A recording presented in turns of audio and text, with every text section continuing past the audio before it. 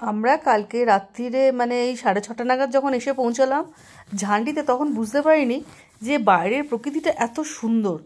না, তখন আমাদের সঙ্গে ছিল ফুল মুন, মানে পূর্ণিমার চাঁদ। সেই আলোতে আমরা বিভোর হয়ে গেছিলাম, সেই জ্যোৎস্নাতে। তখন আর বাইরের প্রাকৃতিক পরিবেশ, কাঞ্চনজঙ্ঘা, এইগুলো ঠিক মাথায় কাজ করছিল না। কিন্তু ঘুম ভাঙতেই, মানে একদম ভোরবেলা ঘুম ভেঙেছে আজকে, ওই 5:30 নাগাদ সেইখানে একটু বেরিয়েছিলাম, বেরিয়ে দেখলাম কাঞ্চনজঙ্ঘা কি দেখা যাচ্ছে। আসল তখন লক্ষ্য হচ্ছে কাঞ্চনজঙ্ঘাকে দেখা, দেখলাম দেখা যাচ্ছে না, তাই আবার একটু শুয়ে পড়লাম। আবার যখন উঠেছি তখন বাইরের প্রকৃতি, বাইরের বাগান এত সুন্দর সামনেটা, সেই সব দেখে না চোখ একেবারে ভরে যাচ্ছে এখন। মানে একদম সত্যি সত্যি মনে হচ্ছে যে কোথায় এসছি। জায়গাটার নাম ঝান্ডি হেভেন, এই হোমস্টের নাম। মনে হচ্ছে সত্যি একটা স্বর্গীয় পরিবেশ। তখনও কিছু কাঞ্চনজঙ্ঘা দেখা মেলেনি। আর এই ফুলের বাগান দেখুন, গাঁদা ফুলগুলো হলুদ হয়ে আমাদের যেন সকালটায় শুভেচ্ছা জানাচ্ছে। তারপরে ওই যে চা নিয়ে আসছে, এবার চা খাবো। সকালবেলা এই চাটা দেখলেই যেন মনটা ভালো হয়ে যায়, গরম গরম চা। তখন আমি ছবি তুলছি। আমাদের পাশের ঘরের দুজন অতিথি আছেন, যারা গেস্ট আসছেন, তারা বলছেন তাড়াতাড়ি আসুন, চা ঠান্ডা হয়ে যাবে। কারণ প্রচণ্ড ঠান্ডা ছিল সকালটায়। সকাল কেন, মানে সারাদিনই ঠান্ডা প্রচণ্ড, সকালবেলা তো ভীষণ ঠান্ডা। আর এই লাল লাল কটেজগুলো যেন মানে এই পরিবেশটাকে আরও সুন্দর করে দিয়েছে না। হঠাৎ বাগানের মাঝে এই লাল লাল কটেজগুলোর উজ্জ্বল একটা আলোর মতন, খুব ভালো। কিন্তু রঙটা চুজ করেছেন যিনি এই হোমস্টেটা বানিয়েছেন। এই লাল রঙটা এখানে কিন্তু খুব মানে ভালো লাগছে। আর তারপরে কাঞ্চন দা দেখা পাবো কিনা বসে আছি। অনেকে কাঞ্চনদা বলেন, অনেকে কাঞ্চন মামা বলেন, আমি কাঞ্চনজঙ্ঘাই বলি। আর প্রতিবারই ওই আসি গরমকালে, প্রচণ্ড গরমে যখন কলকাতায় নাভিশ্বাস ওঠে, তখন আমরা একটু দুদিনের জন্য পাহাড়ে চলে আসি। ওই দুদিনে তখন তো কাঞ্চনজঙ্ঘা দেখা যায় না। সবাই বলছে বেস্ট সময় হচ্ছে ওই দেখুন হালকা হালকা করে কাঞ্চনজঙ্ঘা দেখা পাওয়া গেছে। আর বেস্ট সময় কিন্তু এই সেপ্টেম্বর থেকে মানে ওই ফেব্রুয়ারি মার্চ অবধি ভালো, তখন কাঞ্চনজঙ্ঘা দেখা পাওয়া যায়। সেই জন্য আমরা এই সময়টা বেছে নিয়েছিলাম। এক তো ছুটি ছিল 3 দিন, সেই 3 দিন ছুটিতে একটু কোথায় যাব, বেড়াতে যেতে যেতে কোথাও টিকিট পেলাম না। দেখলাম বন্দে ভারতে আছে টিকিট, তাই কেটেই নিলাম। আর হোমস্টে তো এত বেশি এখানে উত্তরবঙ্গে, আমি ভেবেছিলাম কোনো না কোনো হোমস্টে ঠিক পেয়ে যাব। ঠিক একটা অচেনা অফবিট জায়গার হোমস্টের সন্ধানে ছিলাম, পেয়েও গেলাম। খুবই ভালো লাগছে। আর সবচেয়ে বড় কথা, শীতকালে এসেছি এই কারণে যে যদি উনি দয়া করেন। হ্যাঁ, একটা ফেন্ট প্রথম দিকে লাগছিল, যে একটু রেখা রেখা দেখছি। পাশের একজন এসেছিলেন, উনি বাইনোকুলার নিয়ে এসেছিলেন। উনি মানে আমাদের একটু দেখালেন, দেখুন পরিষ্কার দেখলাম, জানেন এত কাছ থেকে দেখলাম মনে হচ্ছে যেন হাতের মধ্যে কাঞ্চনজঙ্ঘা চলে এসছে। আর এই সময় সবারই ছবি তুলতে ইচ্ছে করে। অরিন্দমও দেখুন কী সুন্দর ছবি তুলছে। ওর ছবি একটা আলাদা মাত্রা থাকে, ছবি, ভয়েস ওভার, একটা মনে হয় যেন একটা কোনো ট্রাভেল ব্লগ বলবো না, ট্রাভেল ফিল্ম মনে হয় ওটাকে, আমার ডকুমেন্টারি ট্রাভেল ফিল্ম। আমি আগেও বলেছি ওকে ভীষণ সুন্দর তোলে।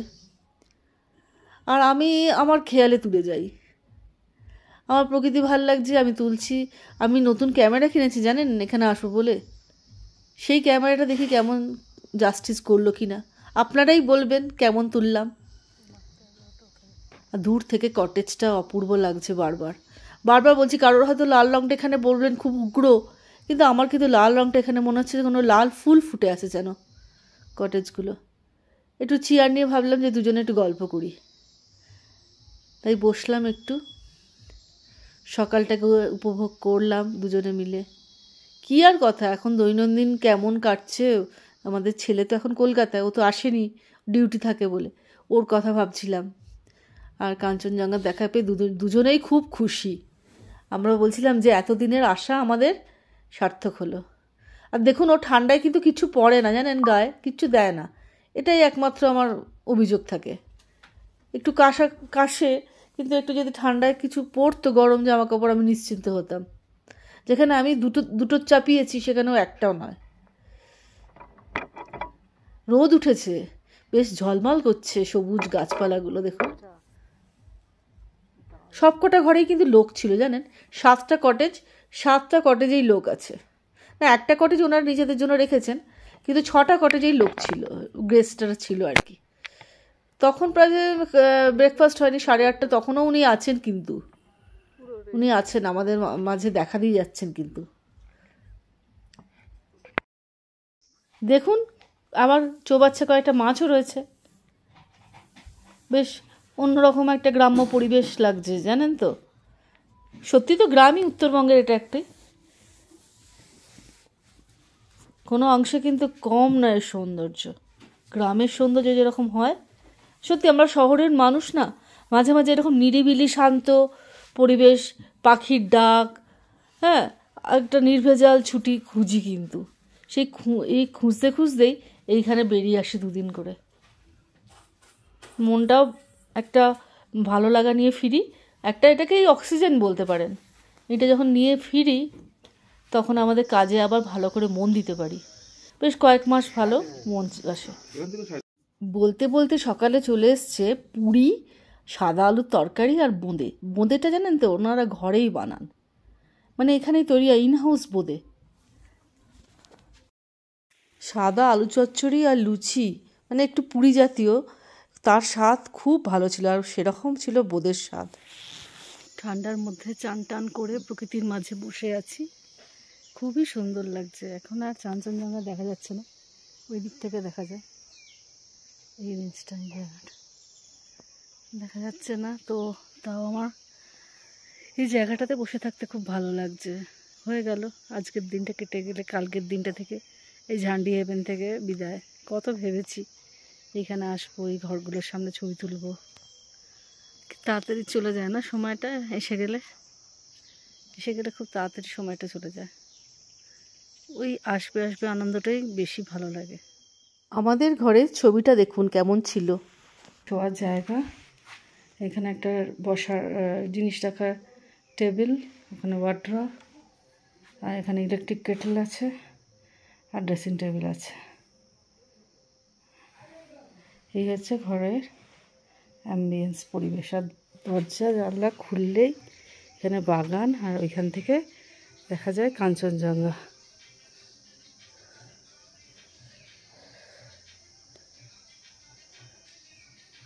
এইখানটাই দেখা যায় কাঞ্চনজঙ্ঘা। বলতে বলতে বেগুনিয়ে পাঁপড় ভাজাও চলে এলো। কত রকম পদ হলো বলুন তো। ওখানে আছে বেগুনি পাঁপড় ভাজা, এখানে একটা মাছের কালিয়া, এদিকে ডাল, স্যালাড, লাউয়ের ঘন্ট, লাল শাক ভাজা ও পটল বাটা।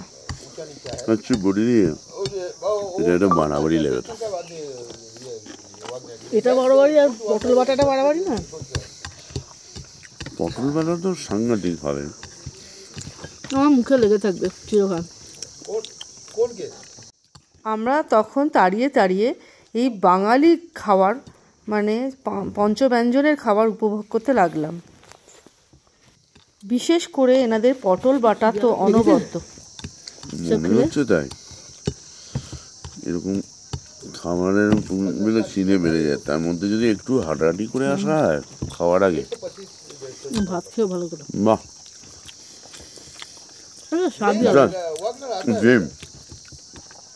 জেম পটল বাটা, জাস্ট জেম।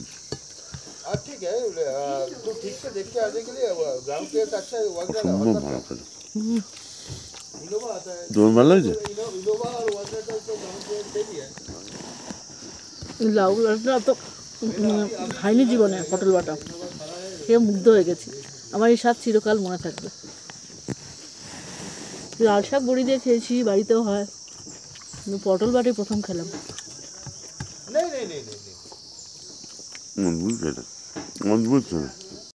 খাওয়া দাওয়া শেষে আমরা বাইরের প্রকৃতি অনুভব করতে লাগলাম। কি অপূর্ব বাগানটা, আর পাহাড় তখন একদম মেঘে ঢেকে গেছে, কোনো কিছুই দেখা যাচ্ছে না। ওদিকে কি আছে কেউ জানে না, কিন্তু আমরা জানি ওখানে পাহাড় আছে। সকালবেলা কাঞ্চনজঙ্ঘাও ছিল। আর এই বাড়িগুলো তার সদর্প উপস্থিতি ঘোষণা করছে। কি সুন্দর লাগছে সব চারিদিকটি। এবার ওই চেয়ারে গিয়ে একটু বসবো আমরা, তারপরে ঘরে যাব। এই পাহাড়ের কোলে দিবানিদ্রা না দিলে চলে বলুন তো? লেপের তলায় দিবানিদ্রা, সে যে কি আরাম সবাই জানি আমরা, তাই না? আবার আজকে সেই চাঁদ, কালকে দেখেছিলাম চাঁদের আলো, কালকে ছিল পূর্ণিমা, আজকে পূর্ণিমা পরের দিন, কিন্তু তার মানে এই না যে চাঁদের আলো কিছু কমজোরি। চাঁদকে কম সুন্দর লাগছে, অপূর্ব লাগছে চাঁদকে, অপূর্ব। এই সময়টা বাছাটা এই কারণেই, পূর্ণিমার চাঁদের আলোয় পাহাড়ের কাছে যাব। দূরে অন্ধকার, জোনাকিরা জ্বলছে, জোনাকির আলো যেন দেখা দিয়েছে টুকটুক করে। ঝান্ডিতে কি বলুন তো, পুরো রেঞ্জটা কাঞ্চনজঙ্ঘা দেখা যায়।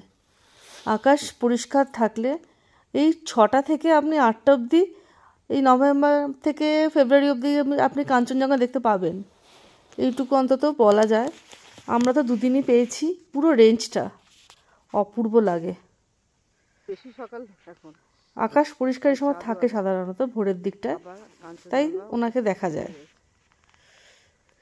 প্রকৃতি এখানে খুব সুন্দর, মানে গোছানো নয় ঠিক, কিন্তু আপন গতিতে আপন খেয়ালে বেড়ে উঠেছে। তখন হালকাভাবে কাঞ্চনজঙ্ঘা দেখা দিয়েছিল, কিন্তু আমরা খালি চোখে যেটা দেখি ক্যামেরায় ধরতে পারি না। বেরিয়ে পড়লাম ঝান্ডি থেকে এক নতুন ঠিকানার উদ্দেশ্যে। সেই গল্প নিয়ে পরের পর্বে আসবো। আজকে শেষটার মতো আরেকবার বলে দিই, আমার এই চ্যানেল ভালো লাগলে আমাকে সাবস্ক্রাইব করবে, আর আপনাদের আমার ফোন নাম্বার দিয়ে দেবো ঝান্ডি হেভেনের। ভালো থাকবেন সবাই। শাশ্বতীস ওন ওয়ার্ল্ড আপনাকে অনেক জায়গার সন্ধান দেবে, ভালো ভালো জায়গা।